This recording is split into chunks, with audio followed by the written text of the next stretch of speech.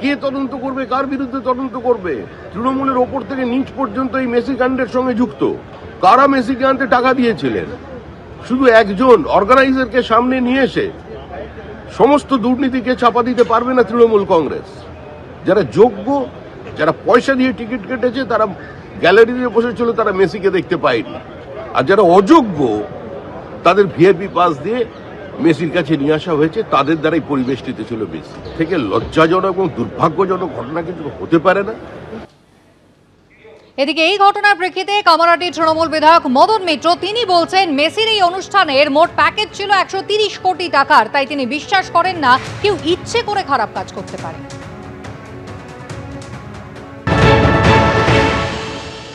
এই যে মেসি এসেছিল, এখনো অব্দি যেটুকু জানা গেছে বোধহয় 130 কোটি টাকা এটা প্যাকেজ ছিল। আমি আপনাদের বলবো, মানুষ ভালো করে খারাপ করে। আমি কোনোদিন বিশ্বাস করি না কেউ ইচ্ছে করে খারাপ কাজ করতে পারে। গতকালকে যে ঘটনা, এর জন্য মুখ্যমন্ত্রী পোস্ট করেছেন, তদন্ত চলছে।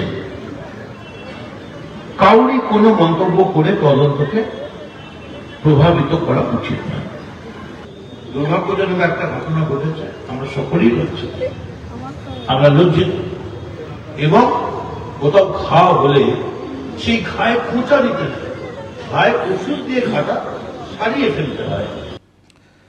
যুবভারতীতে বিশৃঙ্খলা নিয়ে সরব হলেন বিজেপি নেতা অমিত মালব্য। মেসিকে ঘিরে কারা, ছবি দিয়ে তালিকা পোস্ট বিজেপি নেতার। মেসির অনুষ্ঠানকে বন্দ্যোপাধ্যায় ও বিশ্বাসদের ব্যক্তিগত অনুষ্ঠানে পরিণত করা হয়েছিল। তালিকায় আকাশ বন্দ্যোপাধ্যায় ও তার স্ত্রী রয়েছেন। অভিষেক বন্দ্যোপাধ্যায়ের সোশ্যাল মিডিয়া হ্যান্ডলার অদিতি গায়নও রয়েছেন। অরূপ বিশ্বাস ছিলেন, সঙ্গে ছিলেন স্বরূপ বিশ্বাসের মেয়েরাও। উদ্যোক্তাকে বলির পাঠা করা হয়েছে। পোস্ট বিজেপি নেতা অমিত মালব্য।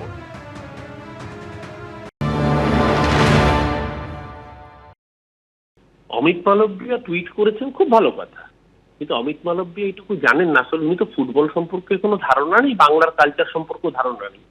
সেদিনকে মেসির অনুষ্ঠানে মোহনবাগান একাদশ বনাম ডায়মন্ড হারবার একাদশের একটা প্রদর্শনী ম্যাচ ছিল, এবং ডায়মন্ড হারবার একাদশের টিমের কর্তা আকাশ ব্যানার্জি এবং অদিতি গায়ন। উনি জানেন না, না জেনে অর্ধসত্য মিথ্যের থেকেও ভয়ঙ্কর। এখানে যে ঘটনা ঘটেছে সেটা নিশ্চিতভাবে অনভিপ্রেত কলকাতার ক্রীড়াপ্রেমী দর্শকরা, তারা মেসিকে ভালো করে দেখার সুযোগ থেকে বঞ্চিত হয়েছেন।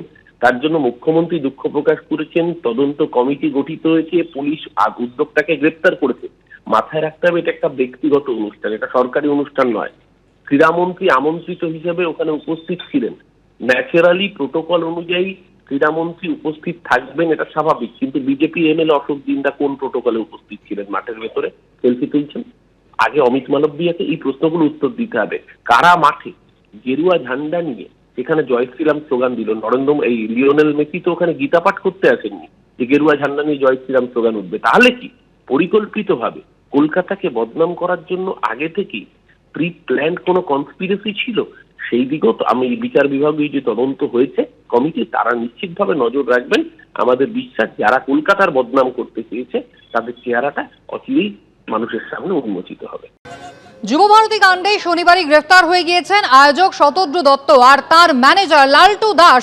তাকেও কিন্তু পুলিশ তলব করেছে। আগামীকাল হাজিরা দিতে বলা হয়েছে। এমনকি ওই ইভেন্ট ম্যানেজমেন্ট সংস্থার মোট 5 জনকে তলব করা হয়েছে আগামীকাল। সুপ্রিয় দাশগুপ্ত তলব করা হয়েছে, তাকেও ইভেন্ট ম্যানেজমেন্ট সংস্থার এক কর্মী তিনি।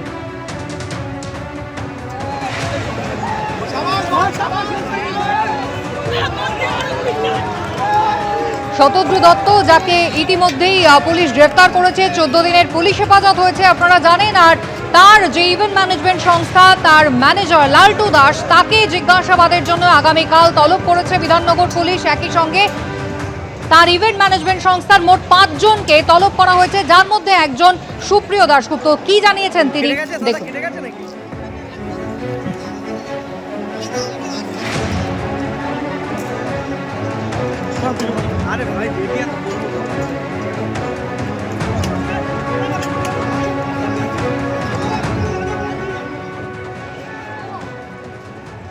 আমাকে, আমি মানে অনেকদিনের বন্ধু, এক পাড়াতেই থাকি, বহুদিনের বন্ধু হিসেবেই আমি সঙ্গে মানে যখন যেরকম পারি হেল্প করি।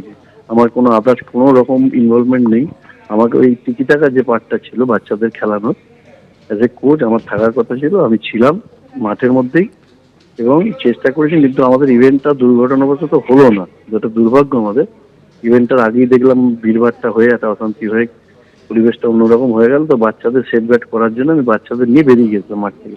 আমরাও বুঝতে পারলাম না, আমি তো চেষ্টা করলাম বাচ্চারা 2-3 বাচ্চাদের প্র্যাকটিসও শুরু করালাম ওর ম্যানেজার যেরকম বলেছিল, কিন্তু তারপরে দেখলাম ভিড় এসে যাচ্ছে, যতবার দুবার আমাদের দিকে এসেছিল, কিন্তু আমরা আবার জোগাড় করে করে যেই শুরু করতে যাচ্ছে আবার ভিড় হয়ে যাচ্ছে, বন্ধ হয়ে আমাদের ব্যাপারটা হলো না কিছু।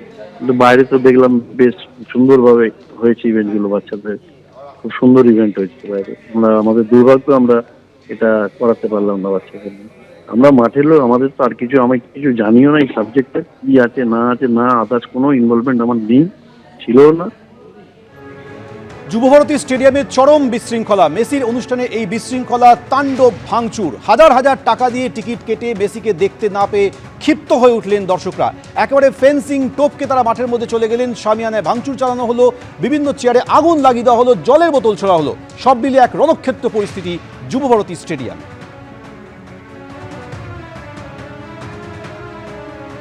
এবিপি আনন্দ, এগিয়ে থাকে, এগিয়ে রাখে।